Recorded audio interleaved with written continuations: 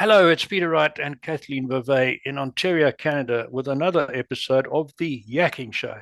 This is the show that brings you tips and ideas to improve your business. First, let's introduce co host Kathleen Beauvais, and she will tell you about our guest today. Hey, Kathleen. Hi, Peter, and thank you also very much for tuning in to our show. We are so honored and privileged to welcome Tom Jackobs to the show. Hello, Tom. How are you? I'm doing great, Kathleen. Good to see you both, Peter and Kathleen. Now, Tom is the founder and CEO of Jacobs Effect. He calls himself an impact pilot who helps businesses convert leads into best clients. He also trains speakers to tell their story. And today he will be yakking with us about how to use your story to drive your business to greater profits. And Tom, you have such a diverse background, and I can't wait to delve into this because how did you go from theater studies to owning a fitness club to coaching speakers and helping business owners increase sales? And we have to tell people you're actually living in Taiwan at the moment, aren't you? That's right. Yes, and Oh I'm my I'm God, not Taiwan. excellent. Yeah, yeah. Now that you say that, it sounds rather ridiculous the path that I've taken. But I think what it really is that I'm open to opportunities when they present themselves, Mm. and that's been kind of the theme of my life as things, ups and downs. I'm always looking kind of for that opportunity. What's kind of next and what's going on, and it's led me to just really interesting things in my life. So like I have this theory now that don't say no, just say yes to things and see what happens. Mm. Yeah, yeah. It's amazing that that's a pattern that we hear a lot on the show from successful people that their path has not been a straight path. It's been Mm. up, down, round, over, under, and it's led to interesting lives. So I agree with you Right. 100%. So what led you to, firstly, what led you to Taiwan? I'm really intrigued about Mm. Taiwan. It's a great question. And when people say or ask me like, why did you choose Taiwan? I really feel Taiwan has chosen me. Mm. Hmm. And I say that because so I owned a fitness center for 10 Hmm. years in Mm. Texas. I sold that about 5 years ago. And when I sold it, I made a promise to myself that I was going to visit the world and I was going Hmm. to travel, and having a brick and mortar business limits how long you can be Sure. away. And so I was spending 3 months in Thailand. I spent time in Spain and Portugal and Europe and Asia and different places. And ultimately, in 2019, I went to the Philippines and I was going to live there for a year and just kind of experience everything that the Philippines had to offer. And then in March of 2020, I had some speaking engagements in the US. So I had a flight. I was going to spend 2 weeks in the US. And then I was kind of not wanting to stay in the Philippines at that point. So I was going to move to Bangkok and Hmm. live there. And so March 15th of 2020, I boarded the very last plane out of Cebu, Philippines, before they shut the airport down because of the pandemic. Great. Right, right. And I arrived into Taiwan, and because I wasn't from a high risk country, then they allowed me into the country. And I was on a 2 day layover. And during those 2 days, everything seemed to fall apart. Every Mm. event that I was going to go to got canceled. All the speaking engagements canceled. And I was like, why am I even going back to the US? Because this looks like Yeah. kind of a bad thing is happening right now. And so that 2 day layover has turned Hmm. into 3 years long. Amazing. That's a very interesting story. Yeah. And is it, as a Westerner, is it quite easy to be accepted in Taiwan? Yeah, absolutely. So there's a great connection between the US and Taiwan Sure. No, politically and historically, yeah. yeah. And and I'm learning Mandarin as well. Hmm. So and Mm. that's kind of a fun to learn. Very difficult, but it's doable. Yeah, I can very order a good. beer. I can get beer and coffee. So Oh, it's great. that's a good start. Yeah. So Tom, you already mentioned the path you took from theatre to fitness club to helping people speak, but somewhere along the line, you went from being an overworked, overwhelmed, bankruptcy-facing fitness club owner to living life of your dreams. So, what was the trigger? There must have been something significant that said, "That's it. I'm selling the fitness operation and going to do my thing." What was the trigger there? Yeah, it was really, so I had it for 10 years, and the first 6 months were a complete disaster. I almost went broke in the very first 6 months of owning business. And I invested in coaching, which I recommend everybody do, especially if you're an entrepreneur. Having a business coach, second set of eyes, is always really important. And through that, I was able to identify that sales was really my weakness, to say the least. And so I spent a ton of time just learning different sales techniques and how to sell on a consultative level, kind of what I consider now heart-centered selling. And I was able to build that business back up after almost a complete failure. And over time, as any entrepreneur will probably tell you too, is that you get bored, right? You get complacent. I gotten to the point where I wanted to take it and I wanted to travel more. And so I was like, I think it's time to exit. But going into that business, I always knew I was going to sell it at some point. Okay. So, and that would be one piece of advice I would give to any entrepreneur is when you're going into a business, always have the end in mind as well, because you're not going to have it forever. No. Yep. So I always knew that I was going to sell it. And then once I made that decision, I was like, okay, on this date, I'm gonna sell that business, because it wasn't a challenge anymore. I was just going through the motions of that. Right. Sure. Okay, interesting. Back to you, Kathleen. So Tom, you've obviously discovered the secret sauce to selling, and now you've actually created a whole business from that. What are the key ingredients that go into marketing yourself and generating leads? Yeah. So first of all, for generating leads and marketing yourself, you have to know who your target audience is. And this scares entrepreneurs to death that say, oh, I want to be everything to everybody. Right. Well, that's what I wanted to be when I opened up my fitness center. I had Pilates, I had personal training, I had a boot camp, I had fitness classes and like nutrition programs and all this different stuff. I was everything to everybody, yet nobody was joining the club. The moment I focused on doing two things, small group training and personal training, and identified who my target audience was, which was women 35 to 40 who were at the top of their game in terms of corporate. They gave everything to their family and their life, but their health and their fitness was lacking. Once I got that specific, the whole world opened up to me. And what people ask me now is like, well, but what if a guy came in that was 30 years old that's outside your demographic? Are you going to still train him? Well, yes, of course. Like, you're not going to turn somebody away that's looking for help. But by having a very clear message to your market, now I was able to get into the minds of the people that were interested through the marketing. And then when they came in for the sales consultation, it was just going through a bunch of questions to find out why that they needed to make a change now and why that was important. And that was the key to selling for me, was rather than telling people why they needed to work out, I was rather asking people why they wanted to make a change. Conversation, we determined what the result was. Because I mean, fitness is a great sales lesson because you're selling something that nobody wants. You're selling a workout. Most personal trainers or gyms sell a workout, right? You're going to come in, you're going to work out 3 times a week on this great equipment and blah, blah, blah, blah, blah. And I have all these certifications to prove that I'm awesome. Well, nobody cares. What they care about is feeling better, looking better, having better health. And once you understand what you are actually selling, then you're going to be a lot more successful. And that goes with anything. right? It could be, I was working with a company that was doing USB drives. I said, well, what are you selling? USB drives.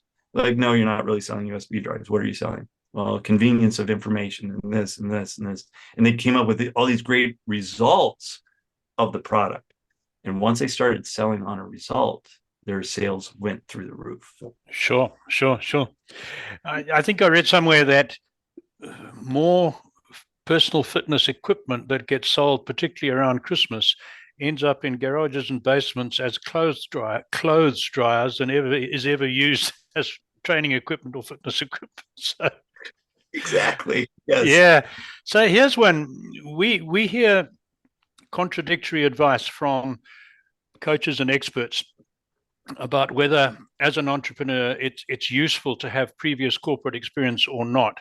And there's pros and cons for both sides of that argument. What's your thoughts on that one?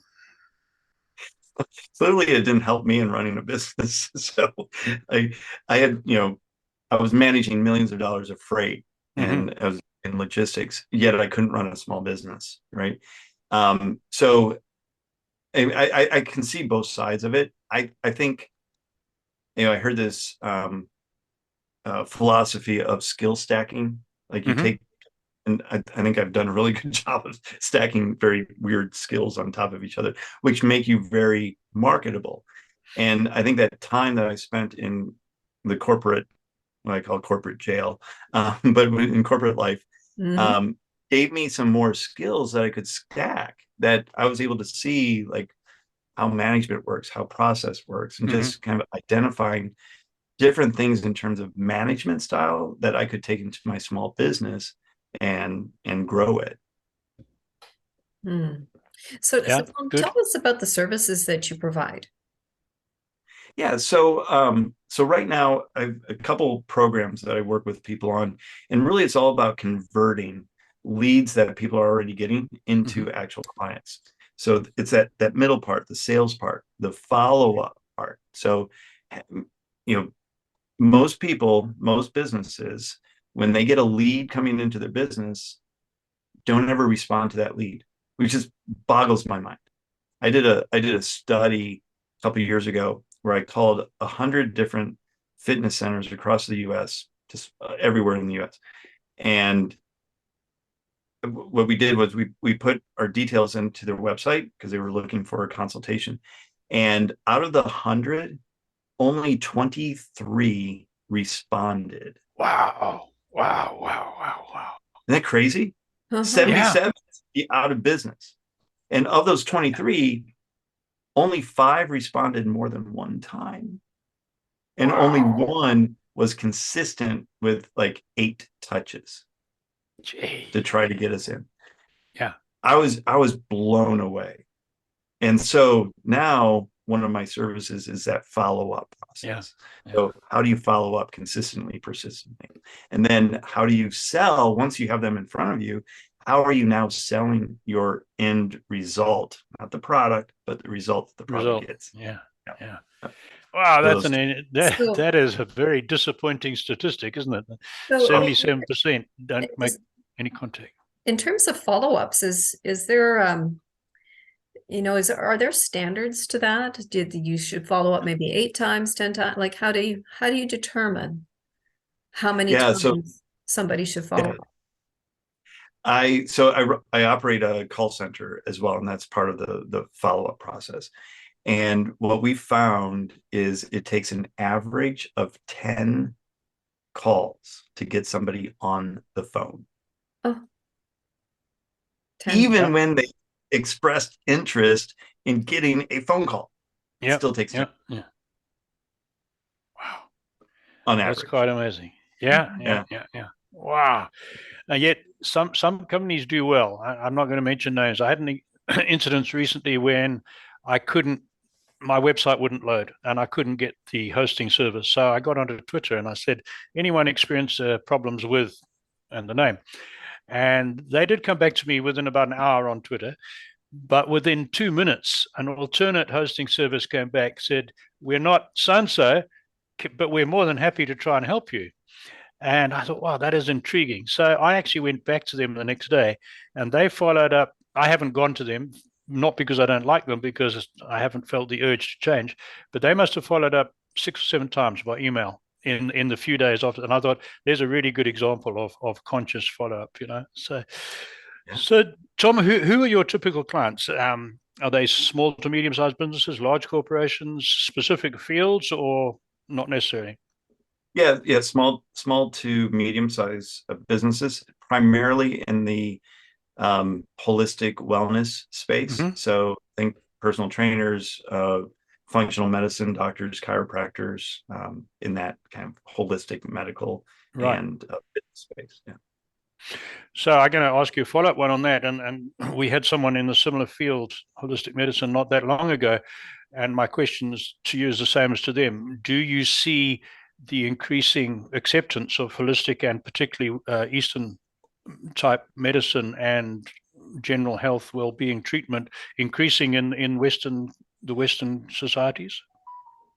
Yeah, so what I'm seeing in working with a lot of these functional medicine doctors and integrative medicine is that integrative. And Okay. so looking at what the root cause of the problem is rather than masking symptoms Mm-hmm. with medication. And that helped. That was my issue when I was 30 years old. And that's one reason that I started the fitness club, because I was overweight, unhealthy. I had high blood pressure, high cholesterol. And my doctor, in the 2-minute visit that I had with him, told me I needed to be on Lipitor and a high blood pressure medication. Mm-hmm. Mhm. And I said, well, is there anything else that I could do? He said, oh, you could do diet and exercise, but nobody does that. And I was like, well, I like a challenge. So I decided to do the diet and exercise, get to the root cause. The root Sure. cause Mm-hmm. was I was overweight. I ate crap all the time. And once I changed that, guess what? I lost 40 pounds of fat, gained 10 pounds of muscle, and my cholesterol came back down to normal. My blood pressure came back down to normal. Yeah, yeah, yeah. So it is you call it integrative medicine. It is the use and acceptance is increasing in the West. Yeah, I believe Good, so. Yeah. So good. and it's a combination of everything. So it's Yes, not not saying you can't have any medication, because there are some medications that are absolutely necessary for sure. certain, but for the some of the chronic conditions that, high blood pressure, high cholesterol, diabetes, a lot of type 2 diabetes to be specific, are lifestyle related problems. And if you change Mhm. your lifestyle, then you're going to get rid of those problems. Sure. No, that's good. That is encouraging. We're both converts. Kathleen more so than me, but she's been really pulling me along the same track, and certainly I've become convinced in the last few years exactly what you're saying. Back to you, Kathleen. So, Tom, if I were to contact you as a client, what initial steps would you take with me? Yeah, so the first thing I would do is just have a conversation to even see if I can help. Mhm. So that's always the first step, is to determine what the issue is that you're experiencing and if I can even help. If we determine that I can help you, then I'll explain what the program is, and then we'd get started on that. If I determine that I can help you, then I would make a referral to somebody that I think probably could, or point you in the direction of a couple different people. So what if the problem was converting leads? Yeah. So We, sales. right. So Yeah. what direction would you take us in there? Yeah. So I would definitely want to go through kind of a sales process overview of what you're doing right now, Right. and then looking at what the scripting is, what you're selling. I have a 12-week program actually that I take people through. Okay. Okay. Tell us about It's that. called, yeah, so it's impact selling. So we go through and very first thing is identify what it is that you're selling. And it's never the thing, right? So it's the result. So we need to determine what that is. And then we'll come up with questions to use in the sales presentation to get the prospect to realize that they have a problem and that you're the solution. The third thing that we'll do is then integrate some personal stories into the sales presentation so that it draws the audience in, so that there's that know, like, and trust factor Mhm. of the prospect to you. Right. And then finish that up with, how to automate a lot of stuff and just the kind of the back end process of sales to Right. make sure that you're not bogged down by administrative things, but rather you're automating as much as you can so that you can spend more time making sales calls. Are there Mhm. certain tools that you prefer over others for automation? Yeah. Oh yeah, absolutely. So I've used several different pipeline type Oh, of programs. yeah. And the current one I have now, I white labeled a high level, which is a popular CRM system that Mhm. I've white labeled and customized it to mine. But that's the one I really like because I made it fit me, Right. and I can customize it to fit different customers a lot easier than some of the other programs that I've used in the past. Right. Interesting. Now, do you work Yeah. exclusively with holistic practitioners, or can you work with other types of industries as well? Yeah. So that's a great example of niching down, right? So I Mhm. said I primarily work Yes. with holistic. So and I'll have people that say, well, you do a great job with that demographic. Well, could you help me with this problem? And of course, Mhm. sales is sales. Sure. Yeah. So, but by having a niche, now you can be the expert for that niche. For And that when you're niche. an Right. expert, everybody sees you as that expert. Sure. Right. Yeah, makes sense. No, it's very, very good. So I've got what I call my burning question. I ask all our successful guests that I'm going to ask you, but I'm looking, we got a couple of minutes in hand. So I'm going to ask you an extra additional one. Given that we seem to be heading into somewhat turbulent times, and where you are, there's all sorts of threats from China across the South China Sea. We're looking at banking crashes. We've got doom and gloom forecasts for the US dollar and the war in Ukraine. You name it. Things are certainly exciting. Is there one little bit of advice you'd give to our audience of business people, primarily business people or entrepreneurs right now that I know you probably say sales, is there one thing that they should focus on to get them through the next couple of years, which could be difficult? Yeah. Well, one, put blinders on and ignore that outside Mm-hmm. influence that's, oh, there's a huge recession coming. It's doom and gloom. World War III we're on the precept of World War III. Focus on what it is that you do and do it really, really well. Because Right. anytime, so I've started a business, my fitness business in 2008 at the height of the Yeah. recession and the housing crisis. Yeah. Great timing. Yet I was able, after I learned how to sell, I was able to grow that business from 100,000 to 400,000 year over year. Yep. So like huge increase in sales, primarily because I knew what service I was going to provide, and I provided that very, very well. It's not that, if the dollar goes down, Beijing decides to invade the world, whatever, the same amount of money is in the world. Mm-hmm. The money doesn't go anywhere. It's just people are much more choosy on where they spend their money because there's uncertainty in the world. We saw that during COVID, Yep. and then what happened once everybody lifted their ban, like every airplane in the world was full, Yeah. and they were paying astronomical fares to go places because they had all the money. It was That's right. great. That's right. That's right. Yeah, no, very, very good point. Very good point. And I'm not a doom and gloom forecaster, but it's a question that we get a lot. Mhm. Wow, we're going to enter recession, inflation, bang, bang, bang. And yeah, but I wanted to get your thoughts. Thank you for that. That's very good. Good advice for our audience. So here's the burning question, and you've been very successful in your own right, and you're working with a lot of successful businesses, from what you're telling us. But I guess you've seen your fair share of unsuccessful people and business leaders. So Tom, in your mind and with your experience, is there a single characteristic, mindset, habit that differentiates the successful from the average, or is it more complicated? No, I think it comes down to the mindset of Mm-hmm. scarcity Mhm. um, versus abundance. Yep. And if you're running through, scarcity mindset, and I've been totally guilty of it in the past, that you make decisions based on fear, and basing decisions on fear is never a good place to be. And if you and this is kind of the story of my life, the abundance is, these opportunities present themselves. I'm like, yeah, sure. Like, yeah, I'd love to hang out with you until 2 o'clock in the morning. And oh, own a restaurant and this is your restaurant, you opened it up at 3 o'clock in the morning for us, and we're having this fabulous meal, like with all these people that I just met in Thailand. This is amazing. It's a true story. You just say yes to opportunities and you'll be so amazed at what is possible in everything that you do. Yeah. No, very good. Very good. And feedback that when we ask that question, nobody says go and get an MBA or get another degree. It's all the skills that you're talking about, the personal skills. Right. Yeah. No, good advice. So my last not question for Tom, just a quick reminder for our audience.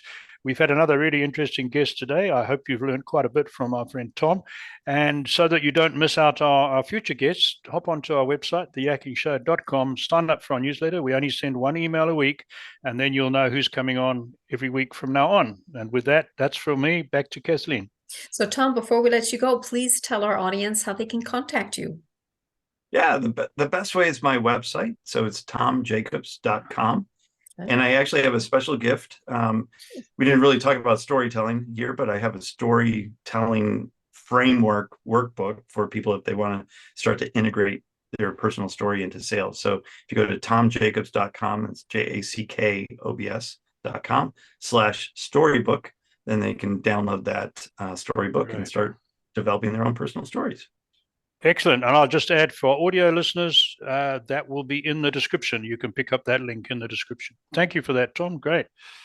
And thank you again, Tom, for being on the show. And thank you all again for tuning in.